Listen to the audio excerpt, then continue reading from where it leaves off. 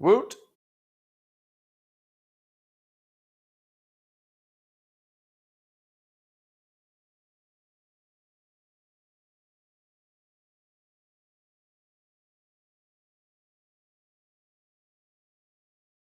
All right, guys, it's Monday, and we are one day from the election. So I figure, what better way? Who's a big musicals fan?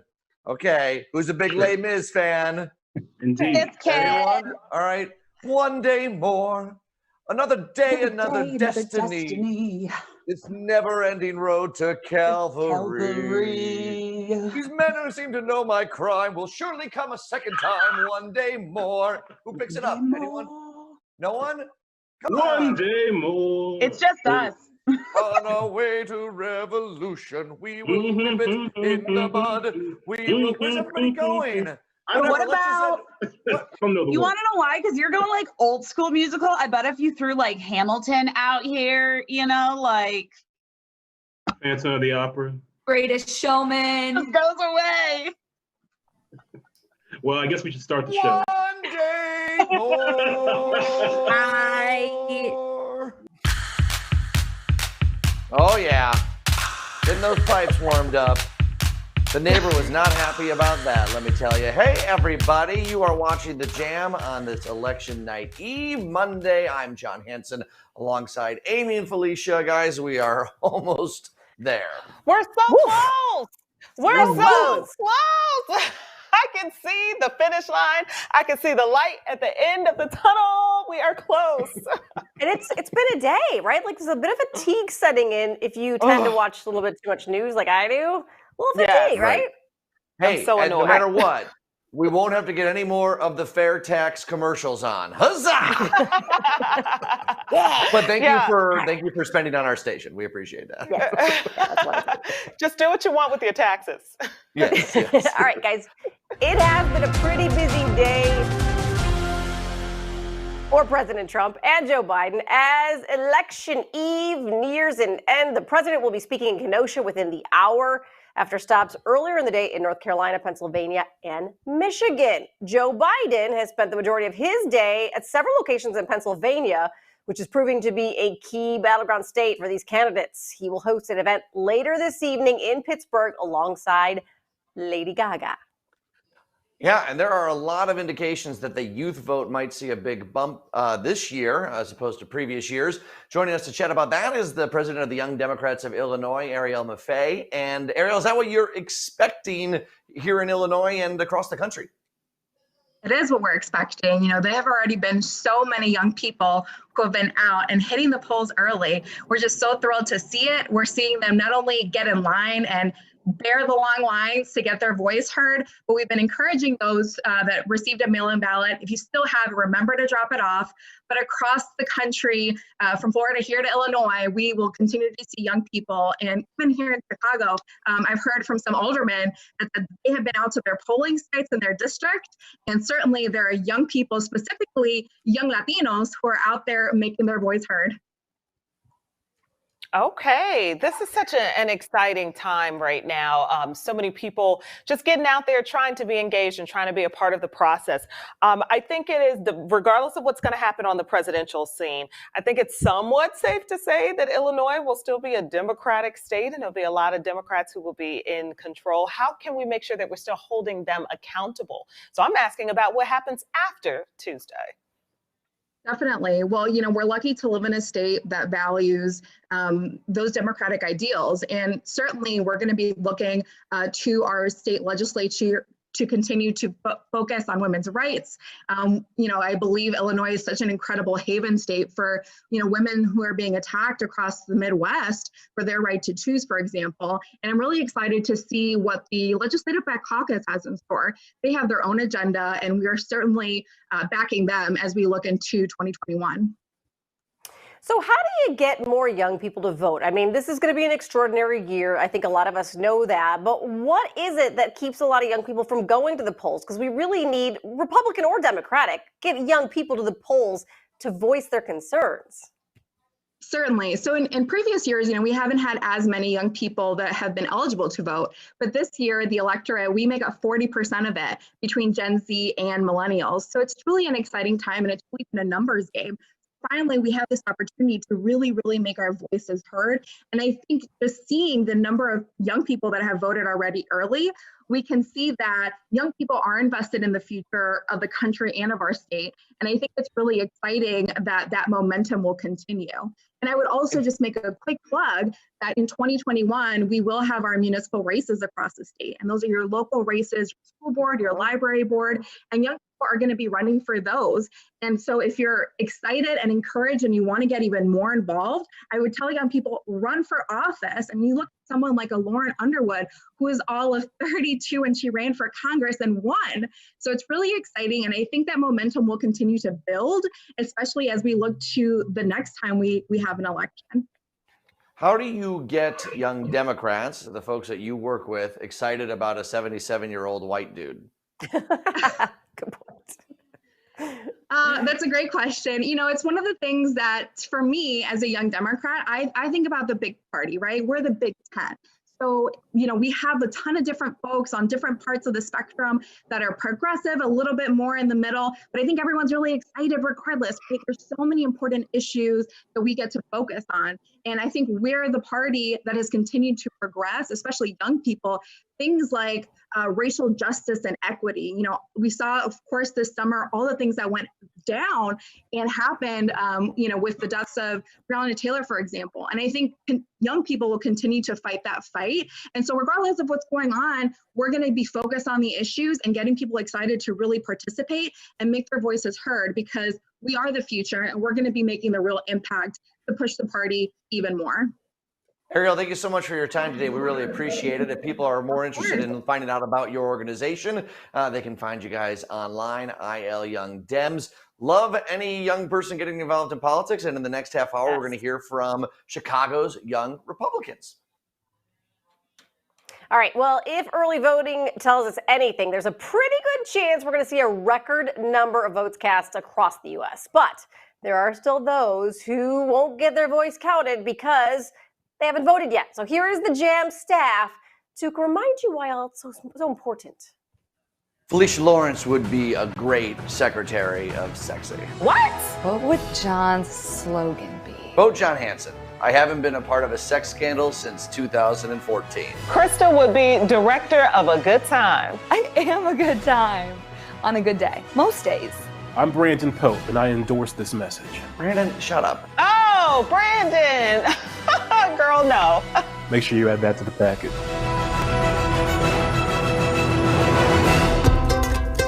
I think it's important for everyone to vote. The one true way we have a voice in national and local politics. It is literally my chance to buy into the country I live in. Your vote is power. As a woman and as a woman of color. As a first-generation Latina, as a daughter of immigrant parents. Democracy only works when everyone is involved. You can't sit at home and complain. You got to get out and vote.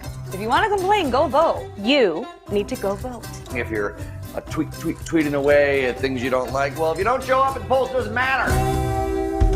I don't remember. Well, let me tell you kids a story about my first time casting a ballot. As soon as I turned 18, I guess you could say I was at the polls when I was a baby. I rode in on a horse and buggy. Yeah, I think it was Clinton's first term, early 90s. Let's just go with that. 4 years ago, the 2016 election. How old was I? Wait, I only go for the bracelet that they give you. No, I'm just kidding. I felt like an adult because, hey, I voted. I'm an adult now. Yay. A voting plan? Yes, I plan to vote. I'm already done, baby. I got my voting plan right here. I'm doing mail-in voting. Mail-in voting, duh. I feel more comfortable doing it in person. That's what I'm used to. Boop, boop, put it in the mailbox slot, do, slam that closed. Got an email that it was all counted, so that's my plan, and I executed it, baby. Around Chicagoland, there are local races that matter. It's not just the presidential election that's happening right now. It's a lot of research. You got to do a little homework before you go to the voting booth, especially if you're going in person.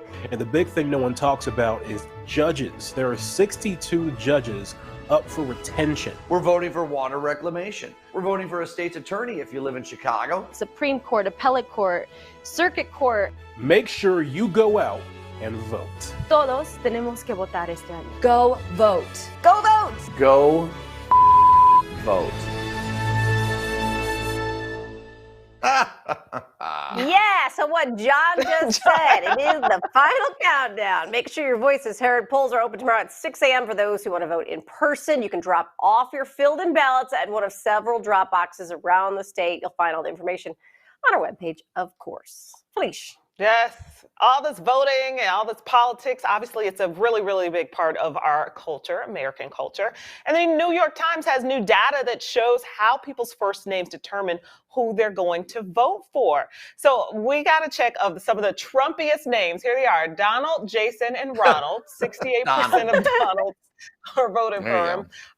Jason, 62. There you go. Okay, and for women, here we go: Jane, Cheryl, and Betty. These are the Trumpiest names. So of course I had to pop you guys in, right? And so here's how your names came up. 50% Trump. Is 50%. Mm-hmm. Yes. Amy, you are 38%, and Felicia was not on the list. They have no data for my name, which does not come as a surprise. But let me just tell you, it's not Trumpy. I wonder how much Karen would be. Okay, so that's the one I thought about. I know. Karen is a very pro-Biden name, which goes against what a lot of people think. Yeah, it's one of the most popular Biden names. Interesting. See, the things we don't know. Totally shocked. All I right, got Brandon what and about Krista. Brandon? There was nothing. There was no data for that. No, which I was kind of surprised about. Yeah.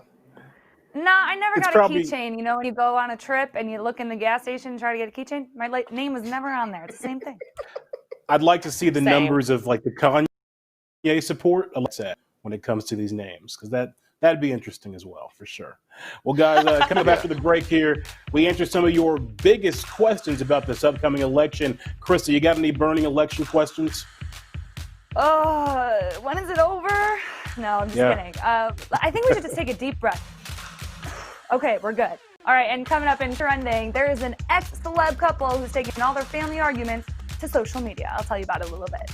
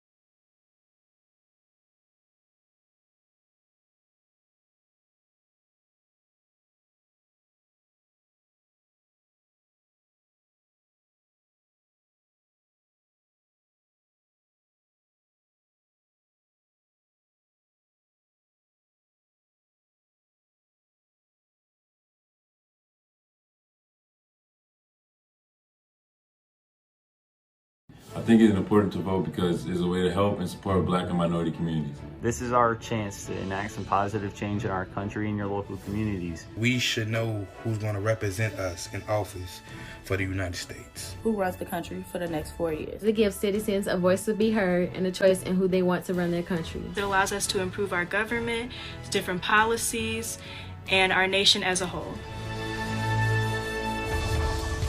All right, great to hear those opinions from the young people there. News you need to know, major election ruling in the Houston area. The Texas Supreme Court there says they are not going to throw out 127,000 votes that were cast in drive-through lanes. A judge said that the Republicans who filed that claim were actually lacking standing to even have that be a case. Some Chicago businesses are actually preparing for possible election unrest with boarded up windows and shortened hours on Tuesday. And over the weekend, protesters clashed with police in Evanston over calls to defund the Northwestern Police. Over a dozen incidents of property damage have been reported.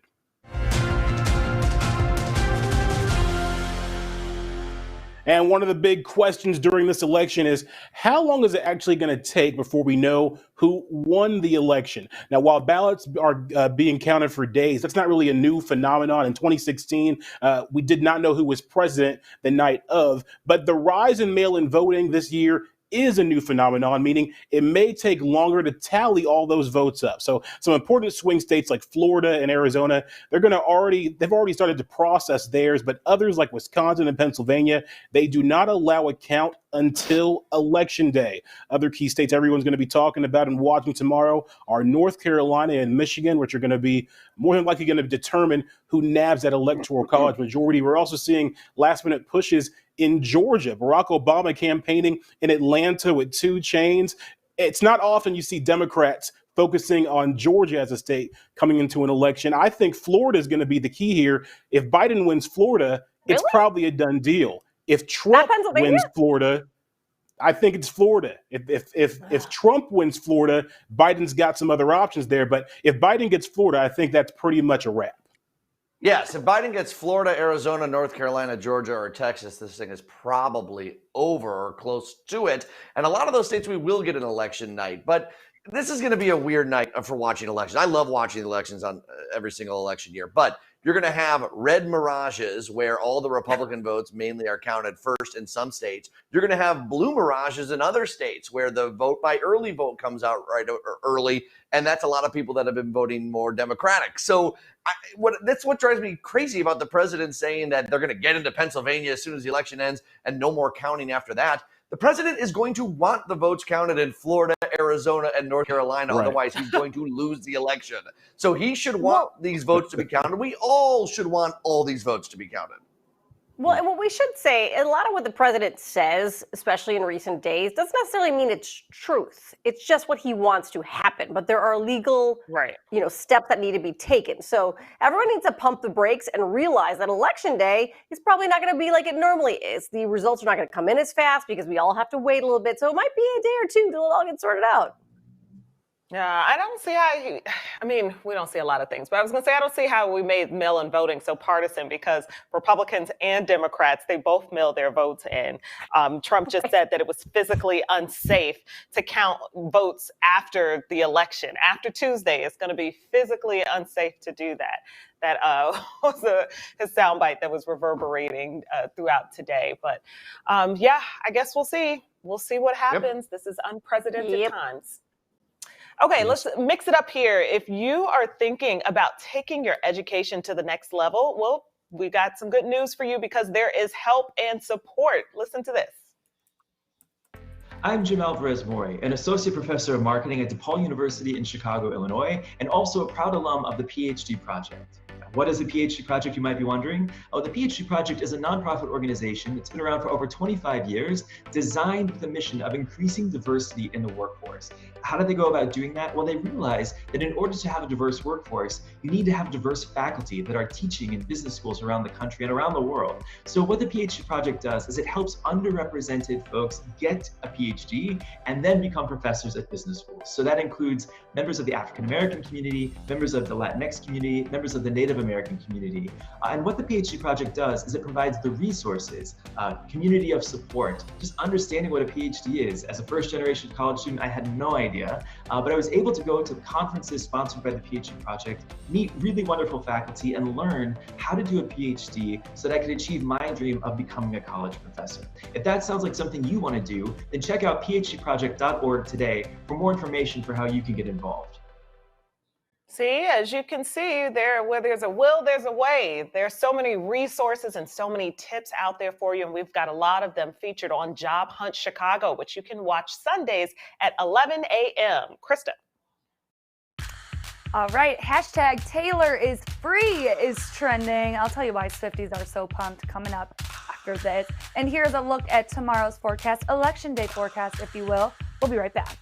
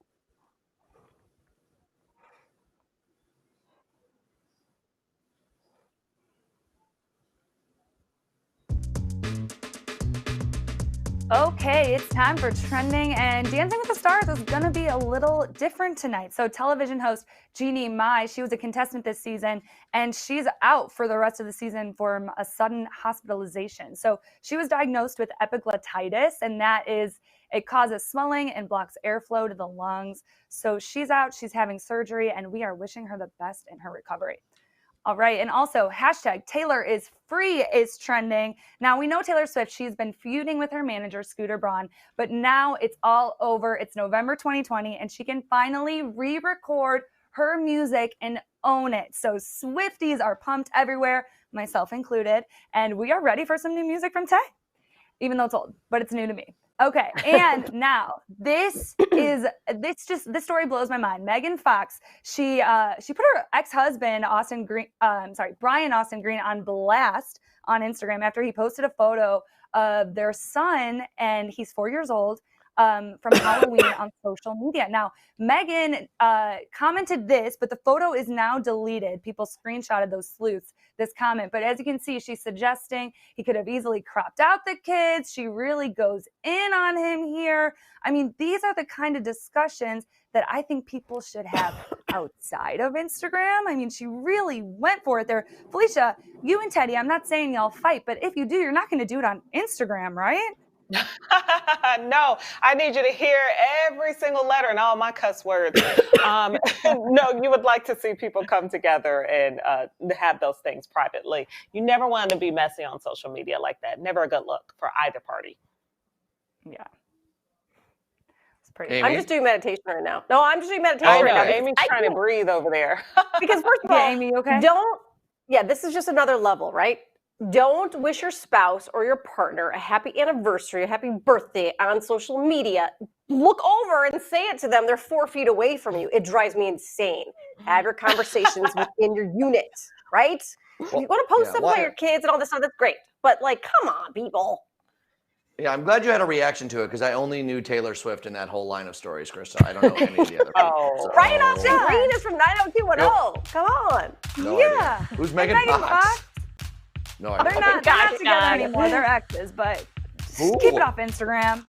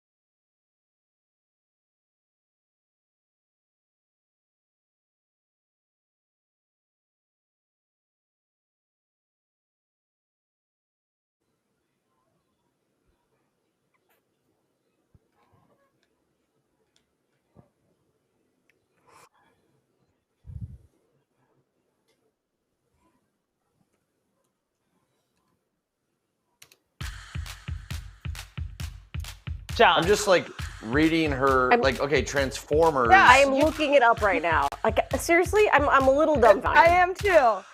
John, So and John also, just said that. you don't know. John just said that he doesn't know who Megan Fox is. John, look at your screen. Amy's Well, showing you John, who Megan Fox is. That just shows I John's Googled behind. Come on. Okay, Megan she's Fox. in movies such in as the world, by the She's way. a host on The Real. Transformers. She's been in movies like Think Like a Dog, Zeroville, This Is 40, The Dictator, Passion We didn't say Play, they were good movies. Jonah We didn't say they Hex. were good movies. Well, those are good movies. Like, I've heard the Transformers, name everything Megan is 40. Fox.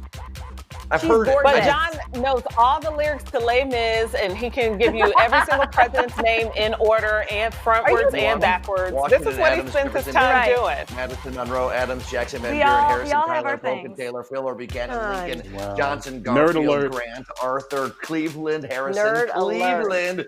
What? Now tell me all It's the useful. Real Housewives.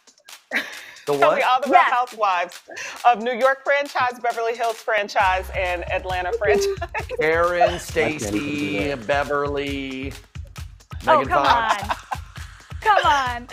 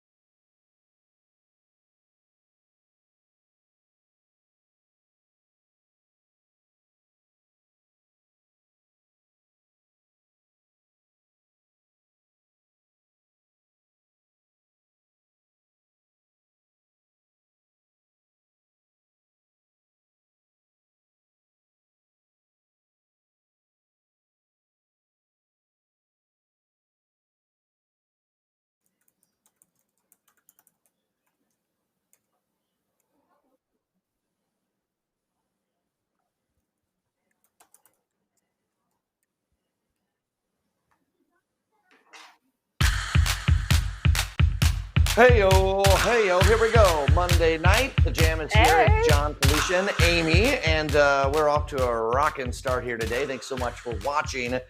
John Lester, longtime Cubs pitcher, pretty much brought them a World Series, 6 years.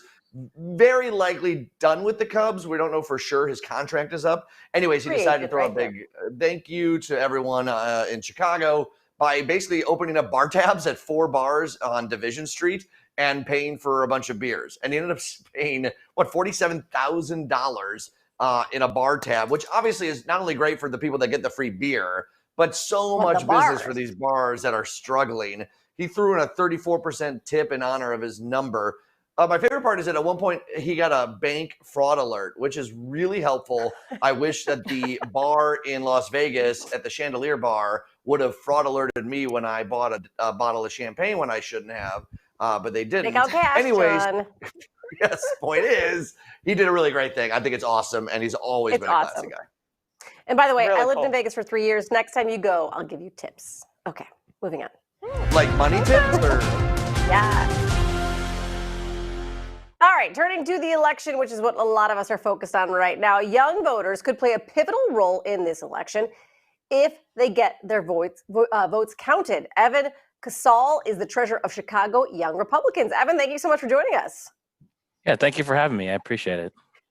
So let's start by talking about today. It's a bit of an uphill battle, it seems, at least in the Electoral College. There's a couple of different plays out there. What do you think that the Republicans need to do to turn this election in their favor as we head into Election Day? Well, I personally think a lot of Republicans think that Trump has a pretty good chance of winning. Obviously, Illinois itself is difficult. In Illinois, I think we're more focused on the House and state Senate races as well. But in terms of Trump, what he really has to do, which is what he has been doing, is pull out his base in the Midwest and North Carolina, and of course, Florida is key. And I think he has a pretty good chance looking at the swing states. There's a lot of states that he could win that he won before, like Michigan and Wisconsin. And there's a couple other states like Minnesota that are potentially in play, which is kind of exciting. So we'll see. I asked the same question earlier to the young Democrats, so don't think I'm playing sides. What does a young Republican see in a 74-year-old dude? Well, I mean, that is a good question. I mean, most politicians are pretty old, so it kind of take that with Bernie Sanders, obviously being popular with millennials as well. He also is very old. But I will say, when it comes to why I think a lot of young Republicans support Trump, like I do, it's about his conservative values, his fiscal conservatism, and his fight to, as like the cliche, of course, what he says is "Make America Great Again." We really like his nationalistic policies of supporting the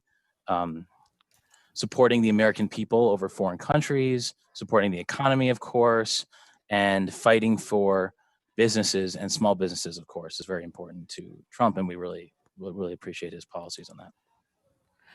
What do you think about the way President Trump has handled COVID? I think a lot when it comes to the way Trump handled COVID, I think he did a strong job closing down the country when the Democrats were actually saying no. They're saying don't shut down the country, and he shut down the country pretty early on. Obviously, we're very big on states' rights in the Republican Party, and so I was glad that he let the states make those decisions. Although, of course, we all were very surprised by it, and we're very happy. At least I'm personally very happy. I think the Republican Party is that Trump's been very on the forefront of getting out and testing everybody.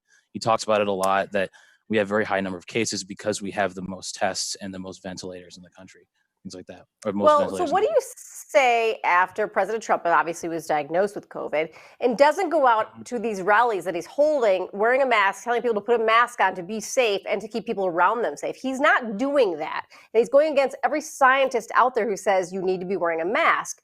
So what do you say to others out there to make that okay?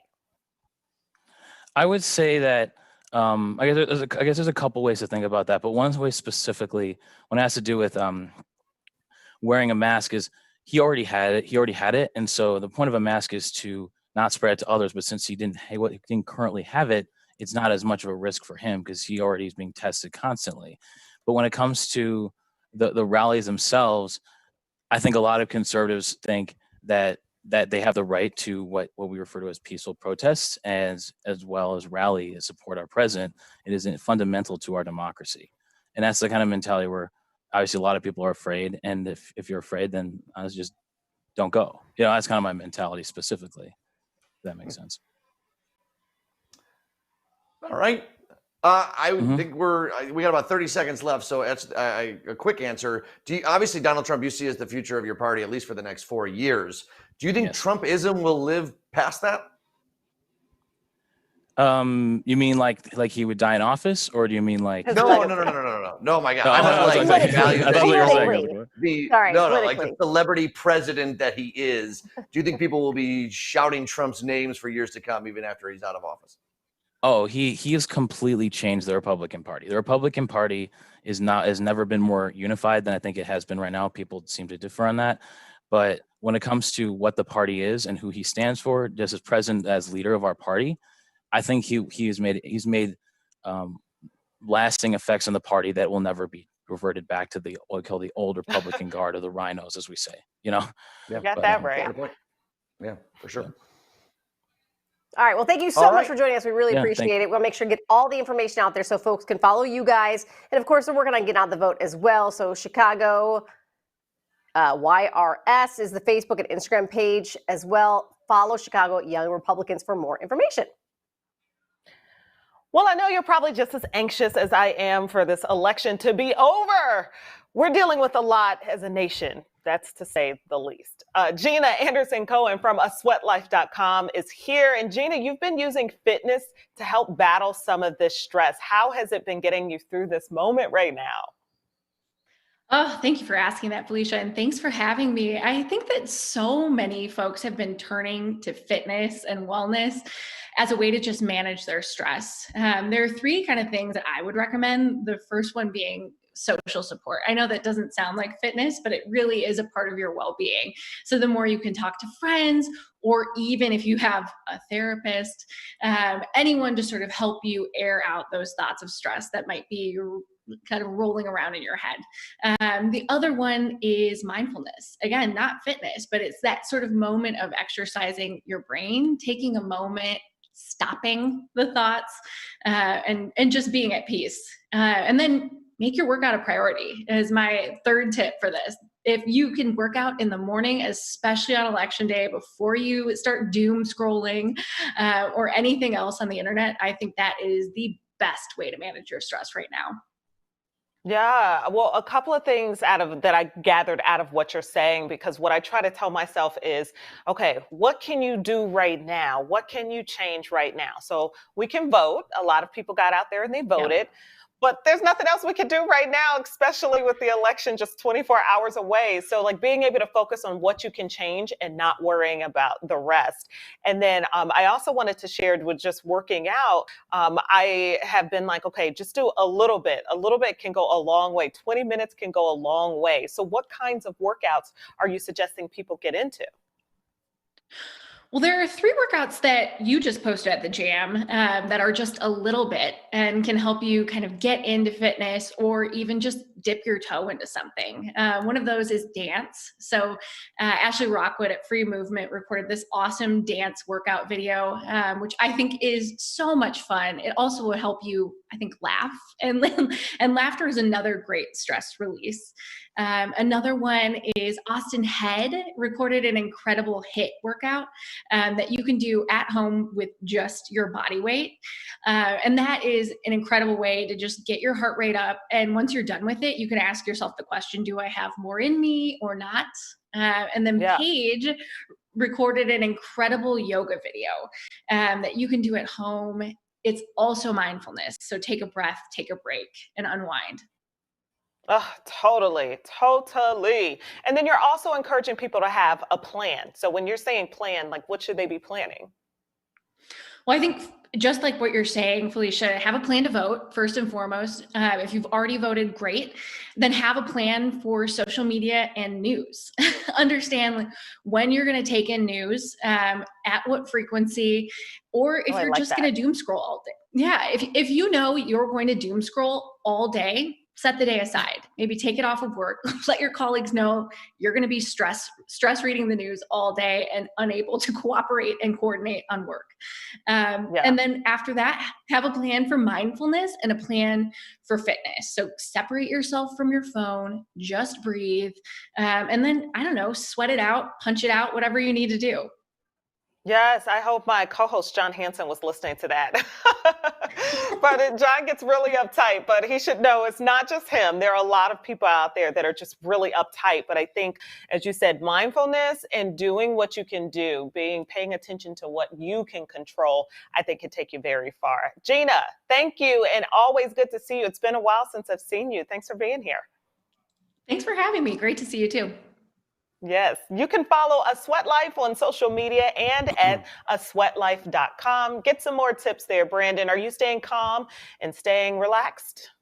Oh, you know me, super chill, and the wine is going to help big time. I cannot wait. All right, guys, records are being set all across the country this election season, including right here in Chicago. We'll talk about some big numbers coming up. Plus, could you be the key to creating the COVID-19 vaccine? How you can help, coming up next. But first, a look at tomorrow's forecast. More of the Jam when we come back.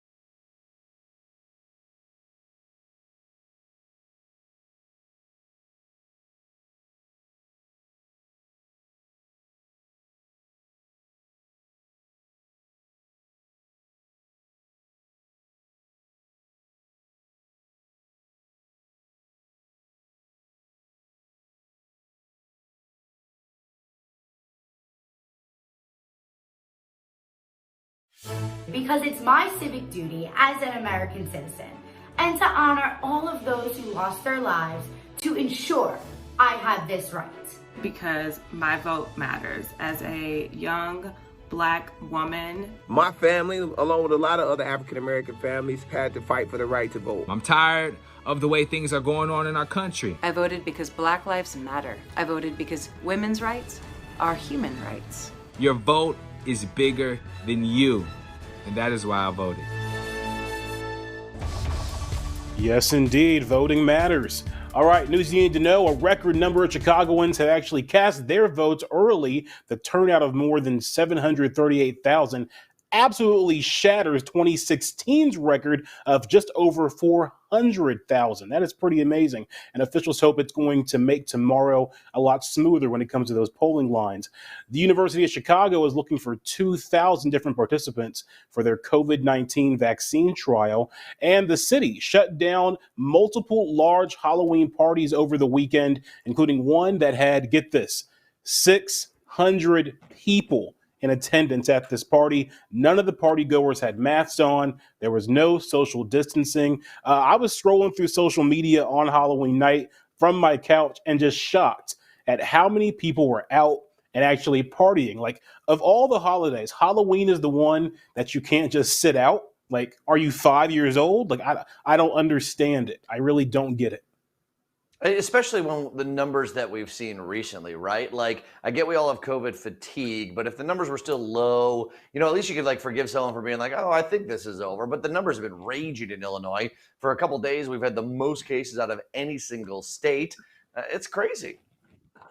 It is crazy. I am shocked that that happened here in Chicago. I do have a couple of friends that live in Atlanta, and you know their rules and restrictions are much more loose. Oof. They're pretty much open like normal, and they went to a couple Halloween parties. This is what it means when we're saying that leadership matters, and what the president on down is saying, and your governor, what they're saying of your state. It 100% matters because it sets the standard for how we're living our life and the rules and regulations that we abide by, because it is a completely different story in Florida, Georgia. Like, they're not getting the same news that we're getting. And so they're By the way, actually yeah. By the way, great point. You might notice Amy hasn't been saying much in this conversation. She lost her audio in her ear, so this is probably our best time to make fun of her. So anything you got to say bad about Amy, get it out right now. I was going to say she had such a cute top today. I wanted to tell her. I don't know if she comes back, but she had a beautiful top. There we go. There we go. I could never say anything bad about Amy. Never. Plus, No, she can play it back. Yeah, because she can watch it on Facebook. Go ahead, Brandon. What's next? All right, guys. And like Felicia was saying, Atlanta, y'all are wilding. I can agree with that. I got Chicago aldermen. They are currently reviewing a plan in Mayor Lori Lightfoot's 2021 budget. Pretty interesting.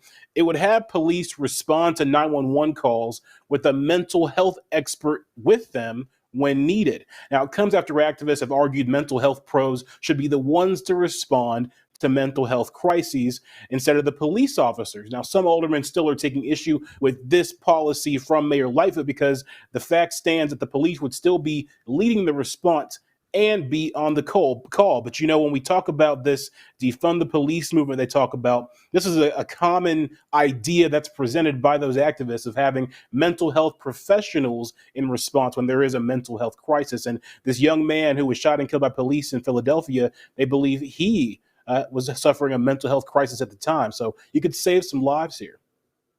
Yeah, I am so happy to see our city officials moving forward on this and trying to make some kind of ground. I think this is a great start. I hope that it carries on to other things, you know, not just mental health, but also jobs, healthcare, housing, et cetera, because those impact police too and what kind of calls that they're responding to. And then also they said their initial investment of $1.3 million. I hope that more money will go towards it too, based off of, I hope the results will dictate that more money and more funding is needed for this. Yeah, I love it. I know some progressives wanted cops completely out of the equation. I disagree. I think that there's going to be certain cases where you will still want a police officer, but there's like immediate accountability if there's a mental health professional right there on the scene that might be able to help out with things. Look, we might get to a place where mental health officials are going to be the only ones responding. Maybe they're equipped for certain things, but I feel like this is a step in the right direction, and this is how the world works. We make slow progress on things. All right. Thanks, Brandon, so much. Yeah, as we had to break, a live look at the Royal Sinestra Chicago Riverfront Cam. We'll be back.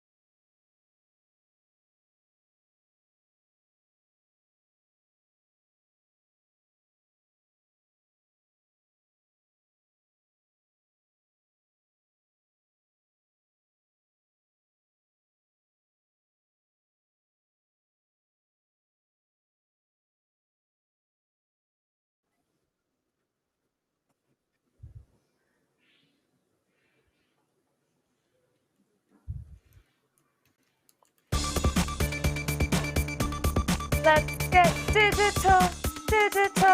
No? Anyone? I don't know. I loved just it. Felt like making a song. Thank you, John. I thought you would. It's time for a digital report. I appreciate it.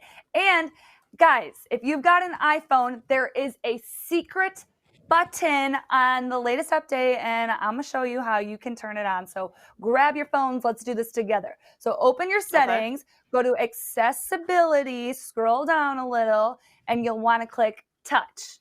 Now scroll down to the bottom here. You probably can't see it, but it says double tap and triple tap. You can change the setting for if you tap the back of your phone 2 times or 3 times, you can customize it to bring you to a new place or do a new function on your phone. So I customized mine when I double tap to take a screenshot and triple tap bring me to my control center notification setting. I can't tell you how many screenshots I've accidentally taken today just because I have a pop socket and I'm constantly just tapping my phone. So I'm gonna have to go through my album and delete a lot of screenshots. But I think it's one of those newer features that I'm obviously not used to yet. But this is a secret button. It's cool. And I'm really surprised it works through my case. So if you have like an iPhone 11, X, XR, 8, 7, 6, all of those it should work on. So this is the new button. I see the option, but it's just too high tech for me. I'm not doing that. Is it touch accommodations? I'm like an old person trying to deal with this stuff. I'm like an alien. She can't hear us. Let's do it again. God, Settings, accessibility, touch. Yes. I would tell you I'm there. that. Where do I go from here? Touch accommodations? Customization. I don't have enough time for this. I haven't updated my phone in about 2 years, so I don't know if that's a problem. So yeah, that would be it. Okay. Well, I'll post this instructional video to our Instagram story if anyone out there needs more help, like you too. Probably my mom as well. Mom, if you're watching, she what about the giant crack on the thing? I refuse to do it. That can't be helping anybody, can it? I don't know. That's a problem. No, you can like cut your finger on that. You got to get that fixed. I have. Come on. Safety first, John. Safety first. Okay. Cool. All right, so I'll post this to our social media. You can check it out there.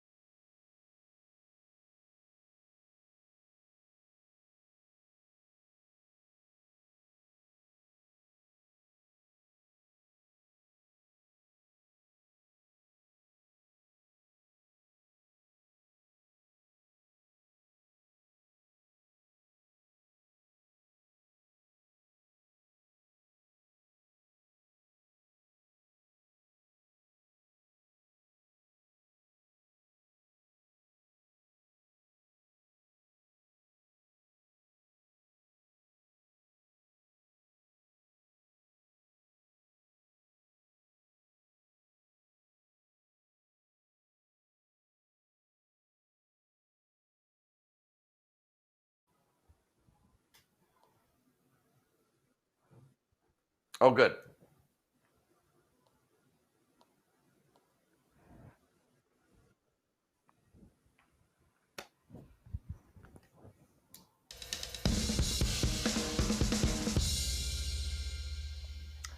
Well, Felicia, I told you to read the animation there. That's my fault. My bad.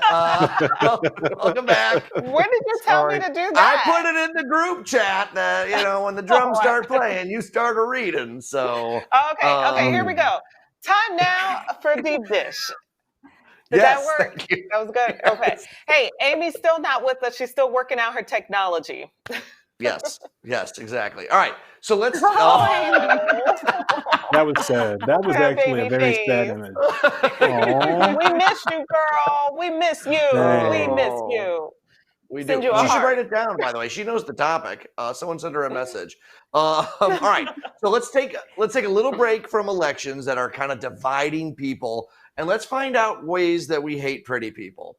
So, what makes an attractive person ugly, Brandon? Well, as an expert in attractive people, being an attractive person, I would say that someone who is really, am I wrong? Am I wrong? I think someone that is a gossiper, someone who is always into negativity and drama, I think that really makes you unattractive right away, to me. Okay. Like nobody wants to be wrapped up in all that, right? Like Yeah, I can see that. you could be Beyonce, but if you're messy, you go down from a 10 to like a 6. Yeah. Yeah. That's true. Well, there's some Crystal, numbers. you're hot. What's up? For me, this is my biggest pet peeve. So I don't care how you look, but if you are rude to the public, oh my gosh, it's just I find it the most unattractive thing. I think no one knows what anyone else is going through. You can hold a door open to someone, you can say hello, you can smile. This is why I love the Midwest. I mean, just people have to be nice to people and just, be kind, do what you can. World will be a better place. Yeah. Yes, I love that. I think we would all agree about being a good person. I'll add on someone with a brain. I need you to have some level of common sense. Maybe you don't have a PhD. That's fine. You don't have to have that. But common sense, it ain't common for everybody. So this works out. That was good. This works out well because Brandon just said it. I don't like when attractive people know they're attractive because then they're the worst. Like really the worst. They're not funny. They don't try and bring anything else to the table because they walk in a room. They know everyone's going to look at them. I need someone to bring a little bit more to the table than those looks because there are a lot of pretty people out there that are pretty dumb. John, the difference with me is that I actually used to be one of the ugly people, so now I had to have a personality. I have a personality and I'm attractive. I love you say that with your cardigan on, like you're some sort of classy old guy that walked in the room here. All right, we'll see.